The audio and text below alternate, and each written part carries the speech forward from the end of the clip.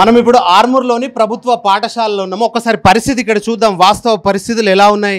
ఒకటే class room, ఇది HM room. ఇక్కడ పిల్లలు చదువుకుంటున్నారు, అక్కడ అంగన్వాడీ పిల్లలందరూ కూడా పడుకొని వాళ్ళందరూ చదువుకున్న పరిస్థితి ఇంత దారుణంగా ఉంది. తెలంగాణ వచ్చి 10 సంవత్సరాలు ఇక్కడ విద్యార్థులంతా కూడా చదువుకుంటున్న పరిస్థితి. తెలంగాణ వచ్చి 10 సంవత్సరాలు గడుస్తున్నప్పటికీ కనీసం విద్యార్థులు చదువుకోవడానికి అవసరమైన మౌలిక వసతులు అయితే లేని పరిస్థితి అయితే ఉంది.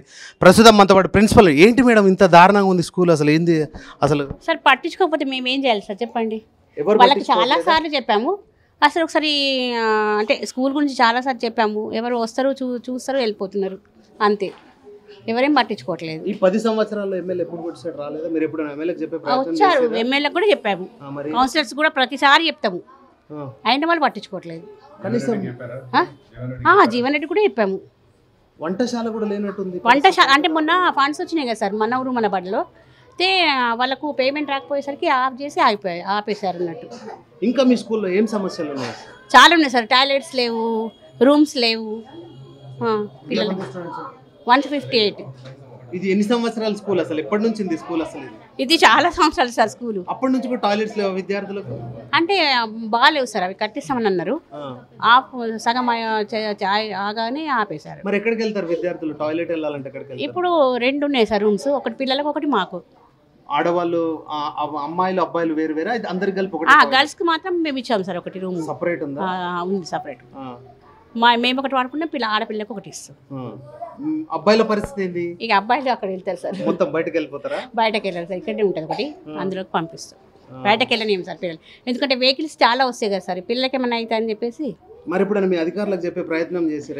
చేసినాం సార్, చాలా సార్లు చేసినాము సార్ కూడా మేము పట్టించుకున్నారు, చాలా సార్ కూడా బాగా సార్ ఇది చేశారు, కానీ వాళ్ళ నుంచి రాకపోతే సార్ ఏం చేస్తారు అట్లా. ఓకే, అయితే ఇది ఆర్మూర్లో ఉన్న ఈ ప్రభుత్వ పాఠశాల పరిస్థితి sir.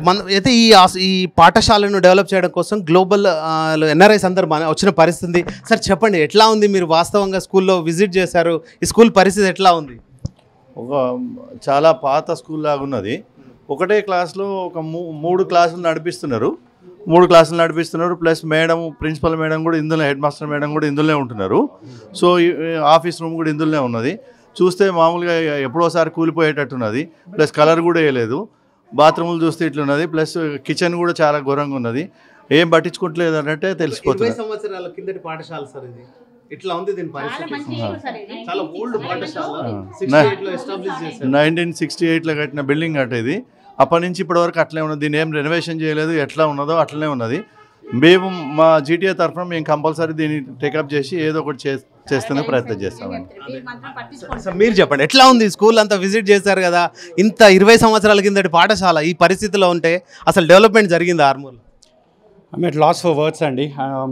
I think globally we look at Telangana as a beautiful state. We're focusing on the 5 square kilometers of development. I know everybody shows that particular land, high-tech city and everything, but when you come to a village like this, I'm at loss of words, because education is a bedrock for this country. And I think we have a huge gap between what is possible and what is really happening here, between access and hope for them, right? So I think we need to do a lot more. We don't have, this school was built in 1968, which means there's an opportunity for so many governments in the past to make something good out of this school. I'm not talking about any particular government. The school is run in two classes. 3 of the classes are done in one single location because of lack of access. There's no bathrooms. There's no bathrooms for girls. There's no bathroom for boys. This is pathetic. Using one toilet. And I think we all need to wake up. As global Telangana people living across the world, I think we need to wake up. We need to do a lot more to this country, especially to Telangana, especially to the rural schools that, we need to come down here. I think not just celebrate and see what's happening in Hyderabad, but we need to come down to the rural villages and look at the schools that's out here. It's an eye-opener for me. I think we will try and do a lot more. We will raise funds and we will try and attempt to get the global Telangana people to focus on schools like this. There's a lot more schools. There's 173 such schools in this district alone.